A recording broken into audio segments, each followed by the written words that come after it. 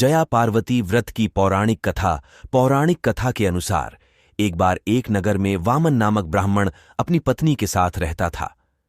उसके घर में सभी सुख थे, लेकिन केवल संतान की ही कमी थी। इस बात का दुख उन दोनों पति पत्नी को बहुत था। एक बार नारद जी उनके घर गए। तब दोनों पति पत्नी ने मिलकर देवर्षि नारद जी की खूब सेवा की। फिर उन्होंने नारद जी से अपने मन की बात कही। तब नारद जी ने उन्हें बताया कि इस नगर के बाहर एक जंगल है और उस जंगल के दक्षिणी हिस्से में भगवान शिव माता पार्वती के साथ लिंग रूप में विराजमान हैं। तुम दोनों उनकी पूजा करो तो तुम्हारी मनोकामना पूर्ण हो जाएगी। नारद जी से यह सब सुनकर दोनों पति पत्नी वन में जाकर भगवान शिव और माता पार्वती की विधि विधान से पूजा करने लगे और ऐसा करते करते 5 साल बीत गए। फिर एक दिन ब्राह्मण पूजा के लिए फूल लेने जा रहा था तो उसे एक सांप ने डस लिया, जिससे वह बेसुध हो गया। बहुत समय तक ब्राह्मण की राह देखने के बाद ब्राह्मणी अपने पति की तलाश में निकली और फिर अपने पति को बेसुध देखकर दुखी होने लगी।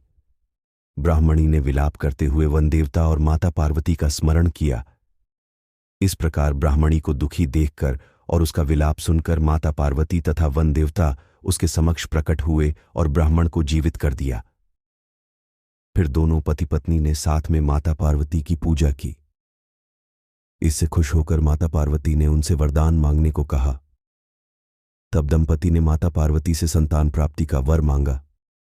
उनका वर सुनकर माता पार्वती ने दोनों पति पत्नी को विजया पार्वती व्रत के बारे में बताया। तब ब्राह्मण ने अपनी पत्नी के साथ आषाढ़ मास के शुक्ल पक्ष की त्रयोदशी तिथि से लेकर विधिपूर्वक यह व्रत किया, जिसके फलस्वरूप उन्हें पुत्र की प्राप्ति हुई। तभी से मान्यता है कि इस व्रत को करने वाली सुहागिन महिला को अखंड सौभाग्य और पुत्र रत्न की प्राप्ति का वरदान मिलता है।